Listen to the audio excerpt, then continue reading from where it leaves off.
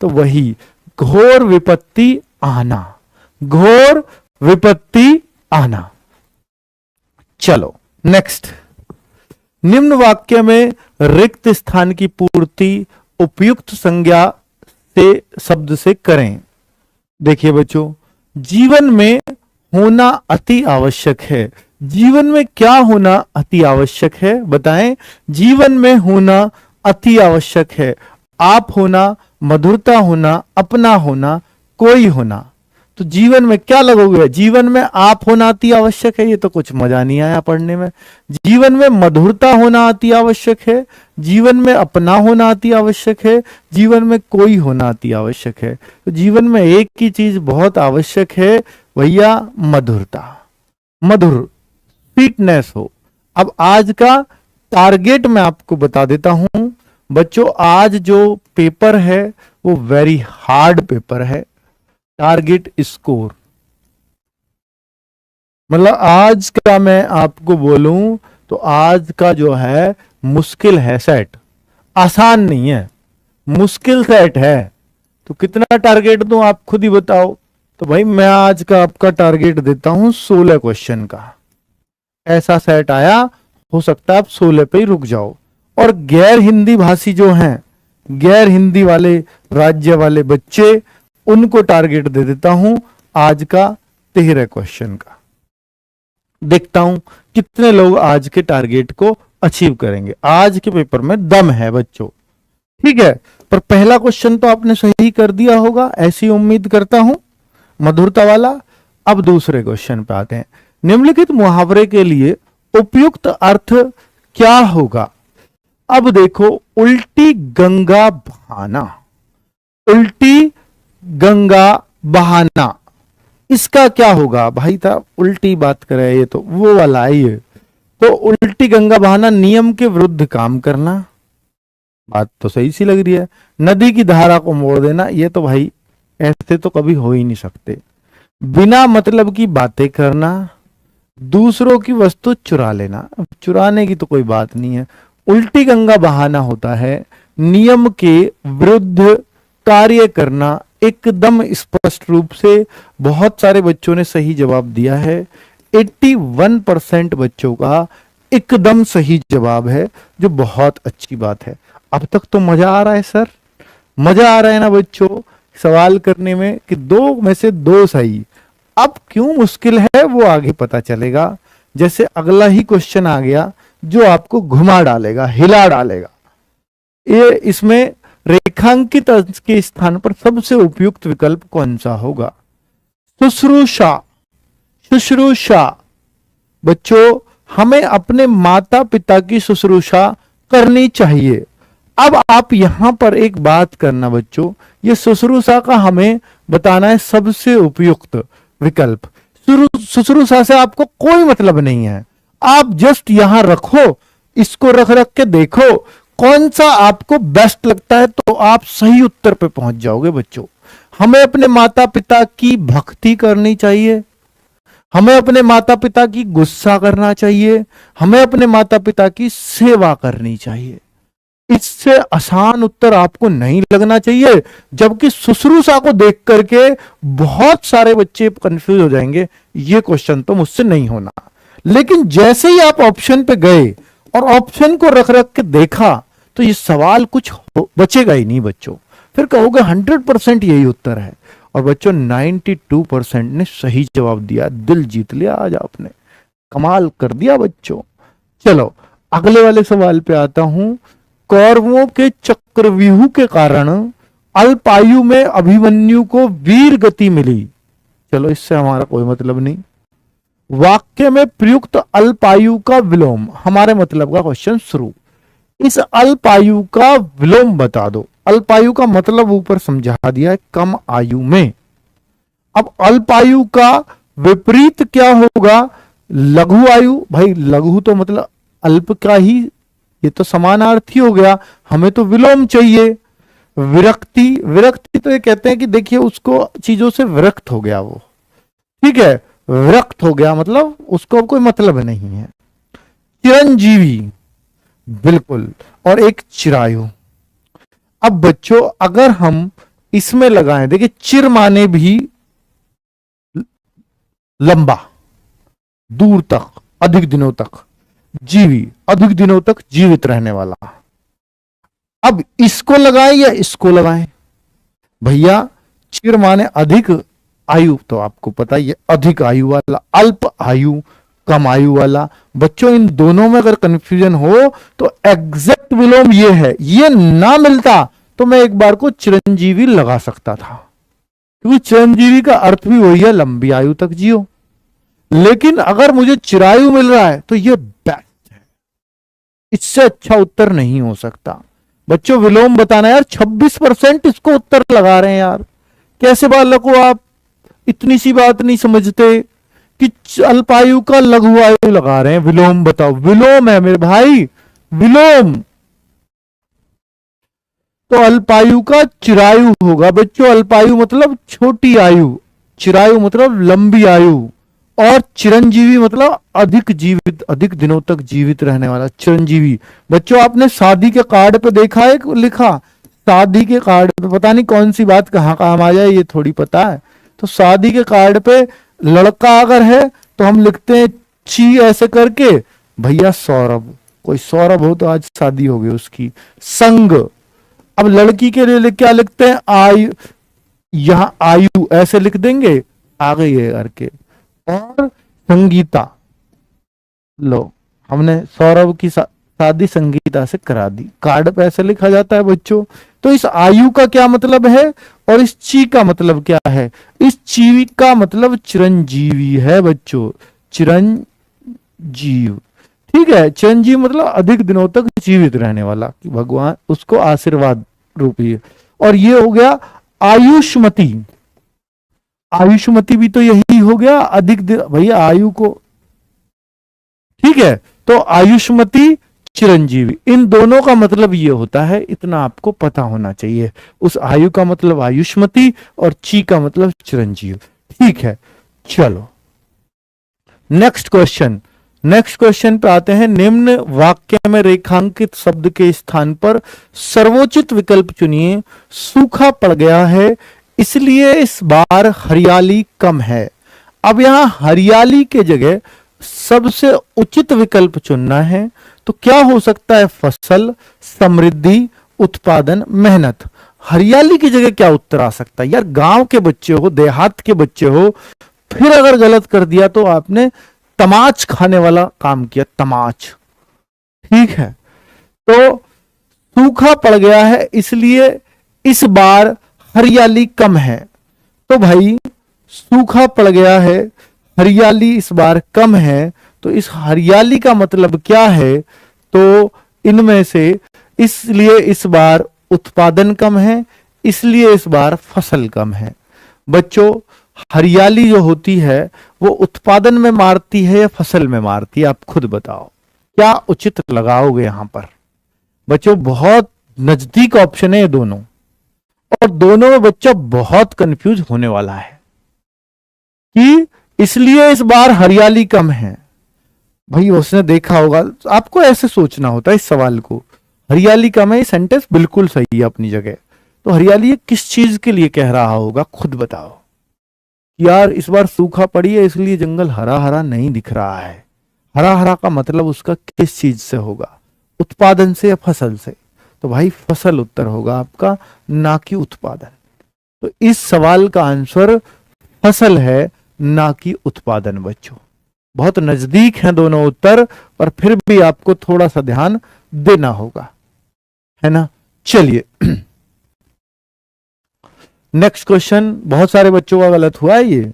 निम्नलिखित वाक्यांशों के लिए उपयुक्त शब्द का चयन विकल्पों में से कीजिए। बिजली की तरह चमकने वाला, बिजली की तरह चमकने वाला, विद्युतगामी। विद्युतगामी तो जिसमें विद्युत चलती हो, यह विद्युत चलाने वाला विद्युतगामी। तो विद्युतगामी तो नहीं, बिजली की तरह चमकने वाला, विद्युत प्रभ, आकाश वृत्ति और जल जाजुल्यमान। तो इसमें जो बच्चों बिजली की तरह चमकता हो उसको विद्युत प्रभ कहते हैं। ये आसान क्वेश्चन नहीं है, इसको पढ़ा होगा तो ही आप सही कर पाओगे। बाकी विकल्पों से देख देख कर थोड़ा अंदाजा लग जाएगा कि आकाश वृत्ति हो नहीं सकती बिजली की तरह चमकने वाला। और बच्चे अब इन दोनों में से एकदम से उत्तर अगर लगाना हुआ तो ये थोड़ा सा बच्चों को कंफ्यूज कर सकता है, इसलिए विद्युत प्रभ वाला उत्तर बहुत कम बच्चों का सही हुआ था। ये बिजली की तरह कोई चीज चमकने वाली हो उसको हम विद्युत प्रभ बोलते हैं। बच्चों प्रभ भी एक बिजली है और विद्युत की तरह चमकना, तो प्रभा बोलते हैं ना, चमक का ही सिनोनिम है। अगर आपको वो थोड़ा सा पता होता कि प्रभा चमक को बोलते हैं तो आपको समझ में आ जाएगा, बिजली की तरह चमक, विद्युत मतलब बिजली और प्रभा मतलब चमक। ठीक है, नेक्स्ट। अब नेक्स्ट क्वेश्चन पे आते हैं। दूसरों का भला चाहने वाला, इसके लिए एक शब्द चुनिए जो दूसरों का भला चाहता हो। पार्थिव तो पृथ्वी से संबंधित होता है, जैसे उस दिन भी बताया था। पार्थिव मतलब पार्थिव शरीर, पृथ्वी से संबंधित। वादी आकाश की वादियों में, तो वो वाला तो है नहीं। परार्थी और स्वार्थी, स्वार्थी जो अपना भला चाहता हो, परार्थी पर माने दूसरों का, अर्थी माने भला। तो इस तरीके से हम दूसरों का भला चाहने वाले के लिए परार्थी वर्ड यूज करते हैं बच्चों। नेक्स्ट, महाभारत के युद्ध में कृष्ण ने कौरवों की मदद के लिए 11 अक्षौणी सेनाएं दी थी। इस वाक्य में अशुद्ध वर्तनी वाला शब्द निम्न में से कौन सा है? बच्चों इनमें आपको बताना है कौन सा शब्द अशुद्ध है। सबसे अच्छी बात है इसने बोल दिया कि इस वाक्य में जो शुद्धि है ना वो वर्तनी वाली है। अब वर्तनी आपको पता है, महाभारत ऐसे, देखिए मेरे को नहीं पता कि अक्षौणी कैसे लिखा जाएगा भाई, मेरे को सारे वर्ड पता है पर मुझे ये नहीं पता कि इसमें गलती है या नहीं है। अब मुझे ये देखना है कि हर एक शब्द अपने आप में सही लिखा है क्या। महाभारत बिल्कुल सही लिखा है, के ऐसे ही लिखते हैं, युद्ध ऐसे ही लिखते हैं, मैं भी ऐसे ही लिखते हैं, कृष्ण भी ऐसे ही लिखा जाएगा, और वो अंगबिंदी भी है, सब कुछ ठीक है, 11 भी ऐसे ही लिखा जाएगा, सेनाएं दी थी, सब कुछ सही है। अब मेरे को डाउट सिर्फ इसमें, क्योंकि मुझे अभी इस वर्ड का पता नहीं है। आप ऐसे ही तो सोचोगे कि यार इस वर्ड का पता नहीं है, लिखा कैसे जाता है, तो फिर आपको 100% यही उत्तर लगा के आना चाहिए। अगर तुक्का मारो तो फिर इस पे मारो, क्योंकि न महाभारत गलत लिखा है, न कौरवों गलत लिखा है, न कृष्ण गलत लिखा है। तो आपका उत्तर ऐसे केस में अक्षौणी ही होगा, इसके अलावा कुछ नहीं।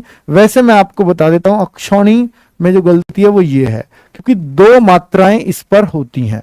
अक्षौणी पे 2 मात्राएं होती हैं, अक्षौहिणी, अक्षौहिणी।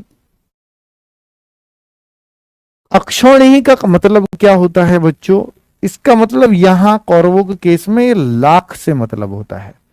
तो यानी महाभारत के युद्ध में कृष्ण ने कौरवों को की मदद के लिए 11 लाख सेनाएं दी थी, 11 लाख व्यक्तियों की सेनाएं दी थी। चलो सेना दी थी। अब आप समझ गए हैं कि ऐसे सवाल को जिसका हमें नहीं भी पता होगा तो भी हम सही कर सकते हैं। निम्नलिखित शब्द के सही वर्तनी वाले पर्यायवाची शब्द का चयन कीजिए। अब आपका इसका पर्यायवाची बताना है। किरण का क्या इनमें से पर्यायवाची होता है? अंशु होता है, रश्मि होता है, रश्मि होता है, किरण होता है। किरण का किरण तो नहीं होता, ये वाला तो भूल जाओ, ये तो शब्द ही गलत है लिखना। अंशु रश्मि रश्मि, तो भाई ये रश्मि ऐसे लिखा जाता है, रश्मि ऐसे लिखना गलत है। अंशु इस ये होता नहीं, तो भैया एक ही उत्तर बना रश्मि। किरण का पर्याय रश्मि होगा, आगे आप याद कर लेंगे। ठीक है बच्चों, पहले भी मैं बता चुका हूं किरण का पर्याय पहले भी पूछा जाता रहा है। किरण का प्रभा भी होता है, चमक भी होता है प्रभा का, किरण का प्रभा भी होता है। ठीक है, नेक्स्ट। नीचे दिए गए मुहावरे में रेखांकित अंश के स्थान पर सबसे उपयुक्त विकल्प का चयन कीजिए। एक और एक 12 होना, इससे आसान मुहावरा कोई नहीं होगा। 95% बच्चों का सही उत्तर आना चाहिए। 95 से भी ज्यादा बच्चों का आएगा तो मजा आ जाएगा। एक और एक 12 होना, इस 12 की जगह क्या आएगा बता दीजिए। हर एक बच्चे का सही उत्तर होना चाहिए यार। ये तो एक और एक 12 होना, इसमें तो कोई भी गलती नहीं करेगा, चाहे कोई हिंदी भाषी क्षेत्र से हो, चाहे कोई गैर हिंदी भाषी क्षेत्र से हो, सब सही करेंगे इसको, क्योंकि 1 और 1 11 होना, 1 और 1 मिलकर ही देख लो ना, 1 और 1 क्या बन गया है? 11 यार। इसमें भी गलती करोगे अब आप। 92% ने क्यों सही दिया है? सिर्फ 92%। इसमें तो भाई सब बना के ही देख लेते, 1 और 1 11 होना ही होता है। ये इसका मतलब है दो छोटे छोटे लोग मिलकर बड़ी ताकत बन सकते हैं। 1 और 1 छोटे ही तो हैं, दोनों मिल जाएं तो 11 भी बन सकते हैं, यानी बड़ी संख्या भी बन सकते हैं। तो इस 1 और 1 11 का मतलब अर्थ ये है इस मुहावरे का। नेक्स्ट क्वेश्चन देखिए बच्चों, कि उसने एक तरह के चमड़े के जूते खरीदे। उसने तरह तरह के चमड़े के जूते खरीदे। इस वाक्य का शुद्ध रूप क्या होगा? अब आपको चारों ऑप्शन में दे रखे हैं, चारों चीज ऑप्शन में दे रखी है। उसने चमड़े के अलग अलग जूता खरीदे। भाई जूता तो आएगा ही नहीं, जूते आएंगे जब खरीदे हो रहा है। तो वह तरह तरह के चमड़े जूते खरीदे। चमड़े के जूते होने चाहिए थे, चमड़े जूते कर दिया। वह खरीदे, ये क्या मतलब है यार? पागल समझ रखा है। उन्होंने तरह तरह की चमड़े जूती खरीदी, ये तो एकदम बकवास हो गया। अब आपको डाउट ही नहीं है कि तीनों में आपने गलती आराम से ढूंढ ली है, तो चौथा सही होना ही है। उसने चमड़े के तरह तरह के जूते खरीदे, एकदम सही है भाई साहब, इसमें कोई भी गलती नहीं नजर आ रही। फिर आप बच्चों क्यों गलती कर जाते हो? मात्र 80% बच्चों ने सही उत्तर किया है। यार पढ़ोगे एकदम से समझ में आ जाएगा कि ये 3 तो एकदम गलत दिखाई दे रहे हैं। ठीक है, एसएससी जीडी की बुक का ऑफर अब नहीं आ पाएगा बच्चों, सारे बुक्स उन्होंने मना कर दिया है, फ्लिपकार्ट, अमेजॉन वगैरह सब ने। तो सॉरी, वो अब हम ऑफर नहीं दे पाएंगे उसको। अब आपको दुकान वगैरह से, या दुकान से थोड़ी सस्ती मिल जाएंगी, ऑनलाइन में वो अपना चार्ज वार्ज काटते रहेंगे आप। ठीक है बच्चों, मैंने आपको 2 मौके दिए थे, अब इससे ज्यादा मेरे बस की भी बात नहीं है। मैं पिछली बार तो बहुत लड़ा हूं आपके लिए 99 में देने में, है ना। चलो सर, मैं पश्चिम बंगाल में रहता हूँ, मेरी जन्मतिथि ये है, मैं ओबीसी में हूँ, क्या इस वर्ष फॉर्म भर सकता हूँ? 25/6/1997। और आप ओबीसी हैं तो 26 साल है आपकी एज, तो आप तो फॉर्म नहीं भर पाएंगे, नहीं भर पाएंगे। अगर आपकी एज होती नवंबर के बाद, 1 नवंबर के बाद 97 में ओबीसी में, तो भर देते। निम्न में से किस वाक्य में अचल के सही पर्यायवाची शब्द का प्रयोग हुआ है? अचल का सही, बच्चों अचल का पर्यायवाची आपको देना है। अचल का पर्यायवाची, अस्थिरता उसके स्वभाव की विशेषता है। अस्थिरता उसके स्वभाव की विशेषता है, तो क्या अचल का अस्थिरता हो जाएगा? अब देखते हैं कहां बढ़िया मिलेगा इसका। उसके चित्त की अवस्था दोलायमान है थी। ये दोलायमान क्या होता है देखते हैं। वह अपने निर्णय पर अटल रहा। अचल का अटल, क्या आपको नहीं लगता कि ये बिल्कुल ठीक पर्यायवाची है? अचल का अटल पर्यायवाची हो जाए तो इसमें क्या बुराई है? एकदम तो सही है बच्चों। ऐसे सवाल को, ये बिल्कुल थोड़ा हटके सवाल था क्योंकि हमें ढूंढना पड़ेगा इसमें, फिर भी हम ढूंढ पाएंगे। थोड़ा सा पढ़ लो, अब हमें देखो इसका मतलब नहीं पता, एक आध का और मतलब नहीं, लेकिन ये मुझे दिखते ही समझ में आ गया तो मैंने तुरंत इसको लगा दिया। तो इस तरीके से ही आपको सोचना है। जरूरी नहीं कि जो ऑप्शन में लिखी हैं वो सारी चीजों को आप जानते हो, आपको अपने सही उत्तर पे पहुंचना है। फिर बाकी चीजों को आप जानो या ना जानो, कोई फर्क नहीं पड़ता, आपका प्रश्न सही होना चाहिए।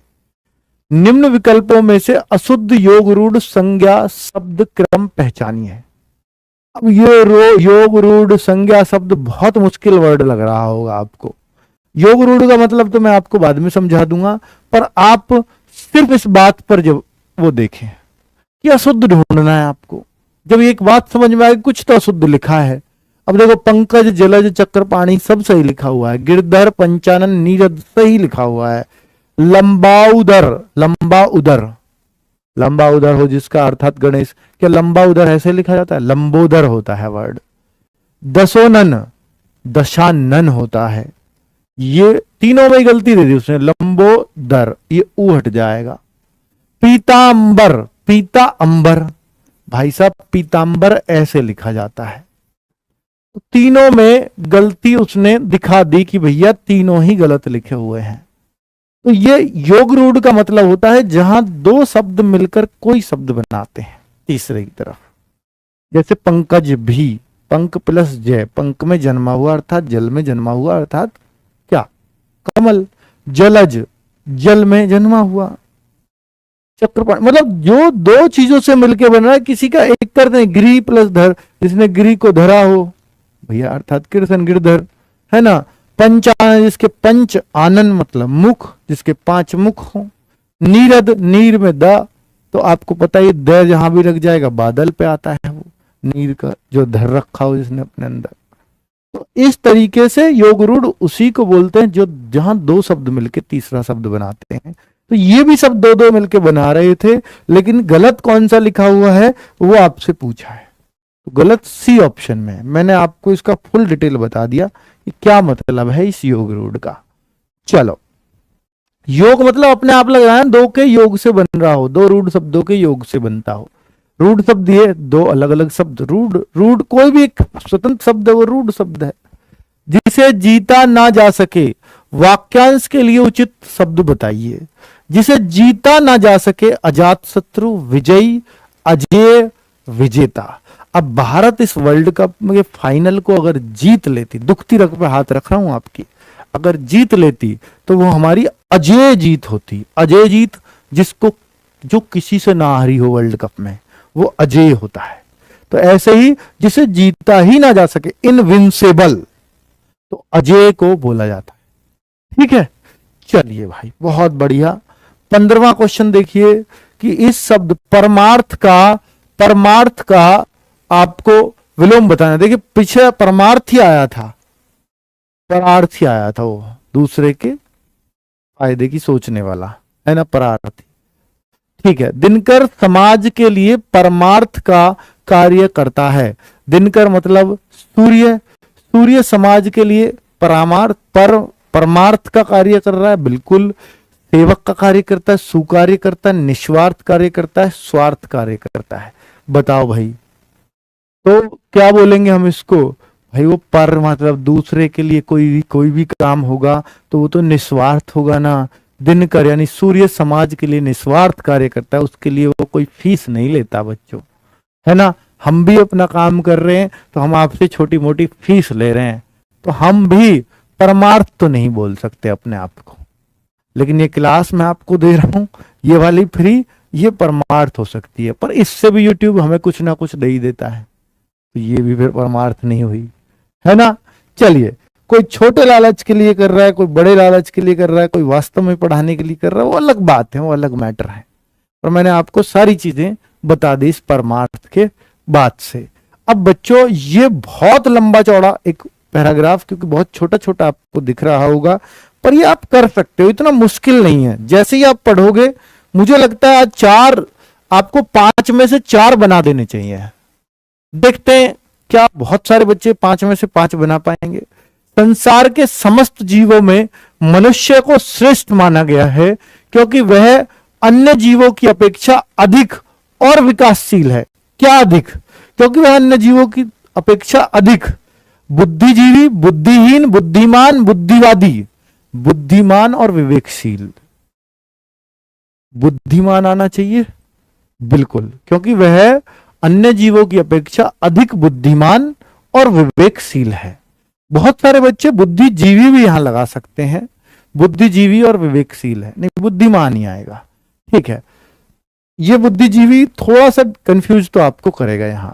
नेक्स्ट है, वह केवल वर्तमान की ही नहीं सोचता बल्कि भविष्य के बारे में विचार करता है। वह केवल अपनी ओर ध्यान नहीं देता वरन दूसरों का भी ख्याल रखता है। भाई जानवर नहीं करते ऐसा, हम केवल अपना ही नहीं सोचते, दूसरों का भी सोचते हैं। वही उसमें उचित और अनुचित ज्ञान करने वाली बुद्धि होती है। इसी आधार पर बुद्धि के दो पक्ष हैं, एक सुबुद्धि अच्छी बुद्धि और एक दूसरी है दुर्बुद्धि बुरी बुद्धि। बुद्धि दो तरह से काम करती है। सुबुद्धि की बड़ी महिमा, इसी को सुमति, सुमति माने बुद्धि, सु माने अच्छी, सुमति अर्थात अच्छी मति भी कहा जाता है। सुमति का मतलब बता दिया इसने, अच्छी मति। जब तक मनुष्य में सुमति रहती है तब तक उसमें अच्छे बुरे का विवेक भी होता है, अच्छे बुरे को पहचानने का।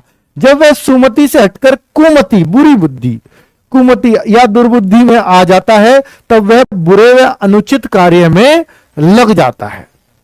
ठीक है, बिल्कुल ऐसा ही है। सुमति के द्वारा, अब हमारा काम तो यहां शुरू हो रहा, बाद में तो स्टोरी पढ़ रहे हैं हम। सुमति के द्वारा, अब 17वां भरो।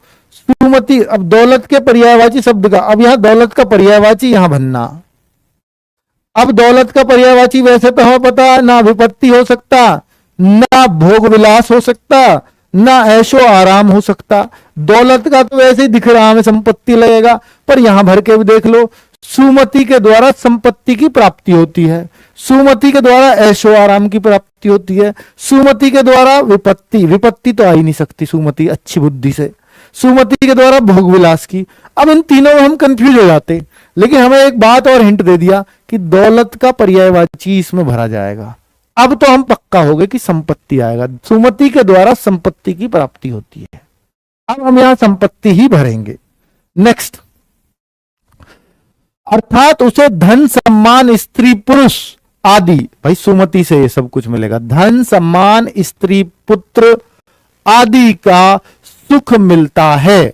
इन सभी की प्राप्ति विवेक व सुबुद्धि द्वारा संभव है। जो लोग मिलजुल कर और से कार्य करते हैं, किससे कार्य करते हैं? जो लोग मिलजुल कर और ईमानदारी से कार्य करते हैं, जो लोग मिलजुल कर और चौकीदारी से कार्य करते हैं, जो लोग मिलजुल कर और अनुरागी से कार्य करते हैं, जो लोग मिलजुल कर और वैरागी, अनुरागी वैरागी का क्या मतलब, भक्ति थोड़ी चल रही है। जो लोग मिलजुल कर और ईमानदारी से कार्य करते हैं उन पर लक्ष्मी जी की कृपा रहती है, उन्हें सभी की ओर से आदर मिलता है। इससे उनमें ऐसी शक्ति पैदा होती है जिससे वो देश, जाति और परिवार को गौरव में बनाते हैं।